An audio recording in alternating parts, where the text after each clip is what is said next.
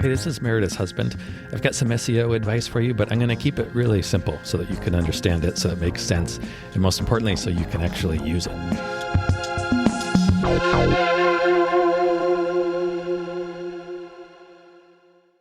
Last episode. Do you remember what we talked about last episode? No. I'm not surprised. I have no memory. We talked about the new search engine from ChatGPT and how right. people were saying, oh, it's like, this is going to kill Google. This is it. Right. And you and I talked about, how do you suppose ChatGPT is searching the web? Right. And what that might mean for Google and Google's future. Right. And I sort of suggested that, ChatGPT probably uses Google to search the web. So it's not going to kill Google. And people wrote in to let me know that ChatGPT uses Bing. Oh. And that is correct. They do use Bing. So I'm going to go a little deeper into that today. I think that's a good idea. So they do use Bing.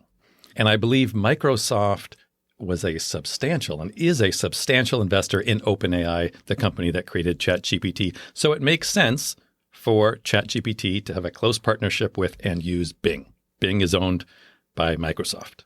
Okay, wait, I don't understand why it makes sense.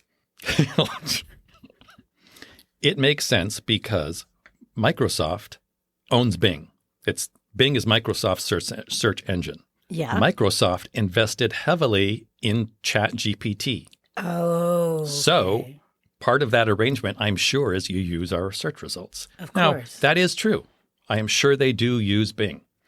What I am saying, and this is not based, I do not work for either of these companies. True. I cannot say definitively exactly what's happening, but based on my experience and knowing what these companies do and things they say, and then seeing what they actually do, this is based on my experience seeing that. Okay. And we're going to game this out a couple different ways. I could be, imagine that I'm just totally wrong about this. We'll imagine that one too. You know, every so often there's a yellow moon. Yeah. Do you remember that? You remember that one time I was wrong about something?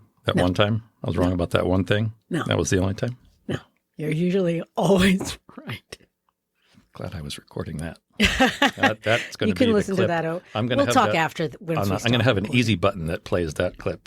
Yeah. Anyway, back to my story. Last. What was my story? Your story was what somebody Bing. says. Bing. So absolutely. So let's say they do use Bing. Okay. They don't say that they exclusively use Bing, obviously. They're never going to say that they get search results from Google. They can't do that. They'd get sued immediately. So again, based on my experience, I bet they are also using Google. But let's say they're not. Let's say they are only using. We don't know. We'll never know. Right? We don't know.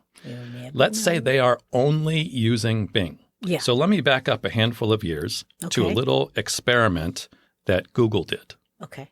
Okay. So Google, they hard-coded a specific search. What that means is if you did a search for, and they just put together a string of letters that are so long that nobody would ever search for it. Okay. And if they set it up so that if somebody did do that search, only a single website would come up, and it would have nothing to do with the search. So there is no way that this would ever make sense if you saw this result. Right. Then they waited a few months, and they went to Bing, and they did that search, and guess what came up? That website. That website. So that was a very obvious signal. It was proof. It was like it could never happen that Bing was feeding up Google results. Right. Now, what happened as a result of that? I don't know exactly. I assume there was some sort of lawsuit, but what the consensus was at the time is that more than anything, it's just really embarrassing for Bing because they were saying, we don't use search results. We have our own, and they probably do have their own. Right. But everybody supplements things with Google. That's one of my points. Okay. Let's say, for the sake of argument, that ChatGPT is only using Bing and Bing is no longer stealing information from Google search results. Google is like totally out of the picture. Their information is not being used at all. Then my second point from last episode was, okay, Google's going to adapt. Right. Right. I do remember you saying that. I will be the probably not the first to admit, but I will definitely agree that if you go to ChatGPT and try to have a conversation and do a search for things, it's better than is that Google is answering for me.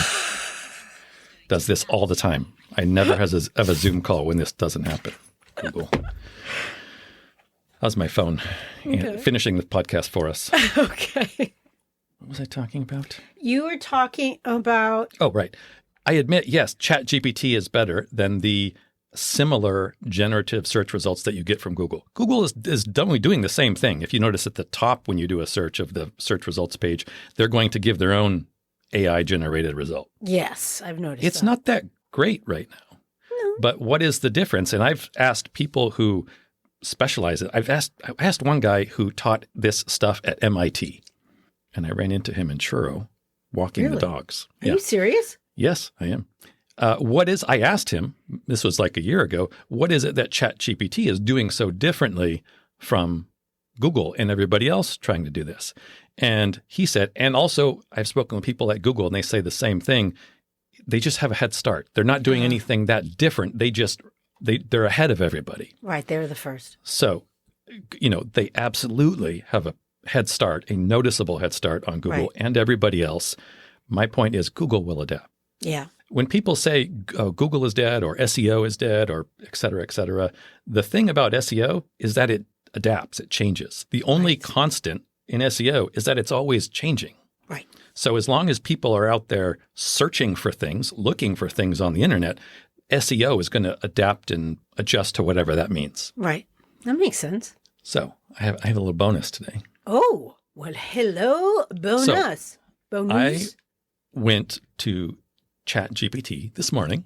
Yes. And I said, Dear ChatGPT, Yeah. how do you choose which results from the internet to display in your responses? How about that? Because They said, let's say, excuse me, so remember, let's say, did you hear again, the podcast? let's say that ChatGPT is using Bing. They have access to the same internet that Google does, and they're getting all their information ultimately from the same places. How is it that they are going to choose how to answer people? Right. Because everybody's going to want to know this because SEO is going to move in this sort of direction, whether it's ChatGPT or whether it's the AI version of Google. You want to get into that response, right? Right. Because there's no longer going to be eventually a search results page like Google where there are like 10 different websites that you see and you got to choose one. It's just going to summarize everything for you. That's what ChatGPT does. That's what Google does. ChatGPT is doing it better. But the question for business is how to be one of those websites that ChatGPT chooses. Right. And so that was the reason I asked. And it described the criteria that it uses. okay. And it's all the same stuff as SEO. It literally talked about keywords. It talked about relevancy. It talked about trustworthiness. It talked about all the same stuff that you would do if you want to get to the top of Google. All the exact same stuff. Not all of it, but the stuff that it mentioned was the same. Predominantly. So the rules right now are the same. Right now. Now, talk about a cliffhanger.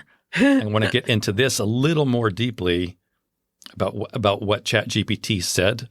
Yeah. In response to my question, how do you get your website into ChatGPT results? Yeah. I'm going to have to tackle that in the next episode. So topical. Hey, thank you so much for listening. We really hope that you find this helpful and useful. And if you do, what you could do for us as a thanks would be to, drumroll please, yes, leave a review. Yes, everybody says it, I know, but it really does make a difference. Take 3 seconds, leave as many stars, say something really nice about what you like about the podcast and maybe why other people would like it. It would mean the world to us, especially my husband. That better? All right, I'm going to try one where I'm not going to be charming.